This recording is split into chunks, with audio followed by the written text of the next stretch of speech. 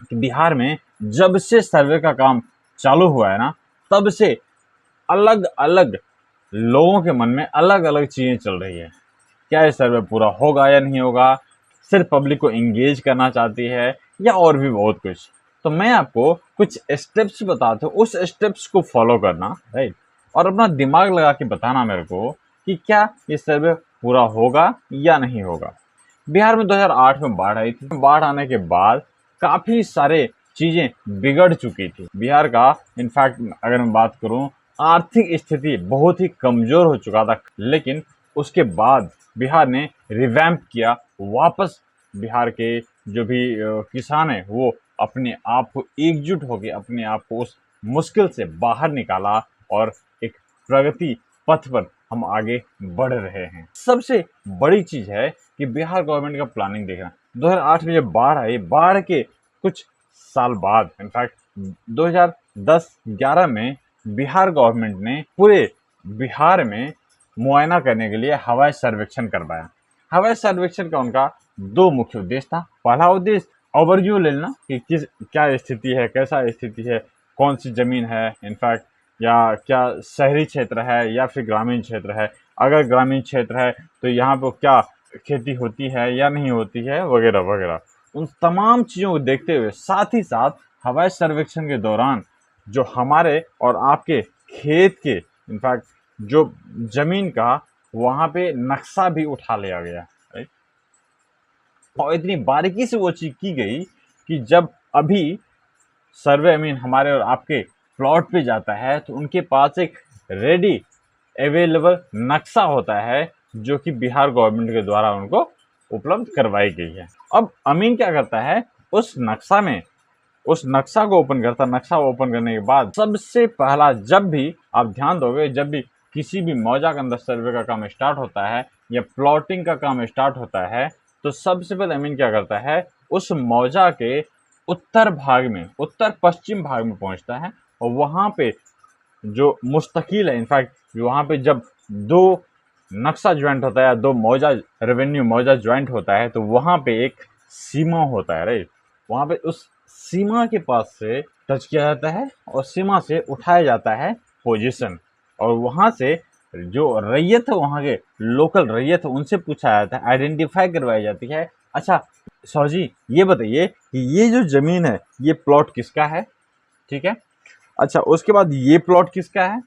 अच्छा आप एक काम कीजिए, इस रैयत को बुलाइए जो इस जमीन पे दखल कब्जा कर रखा है।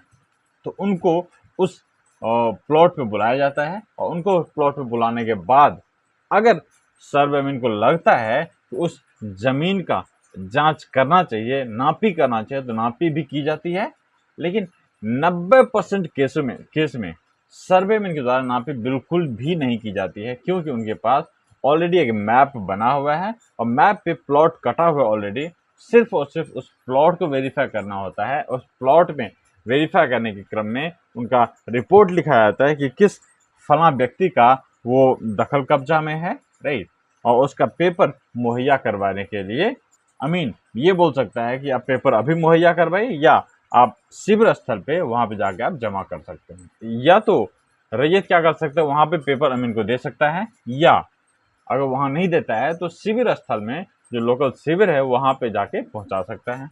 अब आप बोलोगे यार लोकल शिविर मेरा है कहाँ पे, जमीन सर्वे हो रहा है हमारे यहाँ लेकिन शिविर का पता नहीं क्या है, कहाँ पे है। तो उसके लिए क्या करोगे, जो अमीन गया है आपके प्लॉट पे जांच करने के लिए, उस अमीन से नंबर ले लो और नंबर लेके कंफर्म कर लो सर प्लॉट कहाँ ऑफिस, वहां पे पहुंच सकते। या नहीं तो दूसरा ऑप्शन ये है कि थोड़ा सा समय निकालो आप और उसके बाद चले जाओ, मोबाइल ओपन करना, गूगल क्रोम खोलना, उसके बाद चले जाना DLRS.bihar.gov.in, मोबाइल से या लैपटॉप स्क्रीन से लॉगिन कर सकते हो। वहां पे जाने के बाद ऑप्शन मिलेगा बिहार विशेष सर्वेक्षण संबंधित सेवाएं, उस पर टाइप करना है और उस पर टाइप करने के बाद सबसे पहला ऑप्शन आएगा अपने गांव या शहर में स्पेशल सर्वे की स्थिति देखें। उसके बाद डालना है आपको जिला, राइट।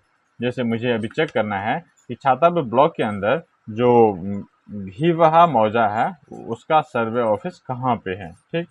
तो यहाँ पे सर्वे का काम इनफैक्ट चालू हुआ है, लेकिन कुछ तकनीकी रीजन से ये डिटेल मेरे को अभी उपलब्ध नहीं करवाई जा रही है। अब जैसे ये मौजा का हमने चेक किया डिटेल, यहाँ डिटेल आ जाता है और डिटेल आने के बाद वहाँ पे शिविर स्थल का नाम भी दिया गया रहता है, कानूनगो का नंबर मिल जाएगा, वहाँ मिल जाएगा अमीन का नंबर, वहाँ मिल जाएगा शिविर पदाधिकारी का नंबर, सबका नंबर भी प्राप्त हो जाएगा और सर्वे का क्या स्थिति चल रहा है वहाँ पे सब कुछ जानकारी मिल जाएगी। अच्छा, यहाँ से बाहर निकलते हैं। अब मालूम चल गया कि कहाँ पे शिविर ऑफिस है, वहाँ पे चले जाना, वहाँ पे फॉर्म जमा करना, और फॉर्म जब जमा कर देते हो आप, तो उस फॉर्म को में जो भी आपके केवाला में डिटेल लिखा गया होता है खाता खेसरा का, ठीक है, तो खाता खेसरा का ब्यौरा उस आपके केवाला के अंदर जो खेसरा है उस खेसरा को CS जो मैप है, इनफैक्ट क्रेडेस्टल सर्वे जो अंग्रेज द्वारा सर्वे की गई थी, जिस मैप पे जिस नक्शा पे हमारे और आपके यहाँ मापी की जाती है, राइट, उस नक्शा को अमीन के द्वारा नया नक्शा जो हवाई सर्वे के दौरान बिहार सरकार के द्वारा उपलब्ध करवाई गई अमीन को, उन दोनों चीजों को ट्रेस किया जाता है, ठीक है। पूरा मौजा का रिपोर्ट लिखने के बाद अमीन के द्वारा जब ट्रेस की जाती है, ट्रेस पे मालूम चलता है कि कौन सा पुराना खेसरा, राइट, किस नए खेसरे को इंडिकेट कर रहा है, और उस हिसाब से वहां पे रिपोर्ट बनता है। और जब रिपोर्ट बन जाता है तो रिपोर्ट इनफैक्ट नक्शा को लॉक करके भेज दिया जाता है जिला जांच में, ठीक है। और उस क्रम में अमीन के द्वारा वो सारा जो रिपोर्ट वहां पे दस्तावेज जमा की गई या जो भी उन्होंने जांच की, उस जांच का रिपोर्ट बनाता है, और जांच रिपोर्ट बनाने के बाद पब्लिश होती है खानापुरी पर्चा, राइट। और खानापुरी पर्चा क्या होता है उसके बारे में पूरा डिटेल वीडियो हमने बनाया हुआ है, जरूर देख लेना, जिसमें पूरी जानकारी जरूर मिल जाएगी। हाँ, उसके बाद का प्रोसेस क्या है वो सब कुछ धीरे धीरे आपको जानकारी प्राप्त हो जाएगी। अगर आप नए अंदाज में मुझे सुनना चाहते हो, समझना चाहते हो, तो उसके लिए भी मैं एक स्पेशल डेडिकेटेड वीडियो बनाऊंगा जिसमें आपको पूरी जानकारी दी जाएगी, ठीक है।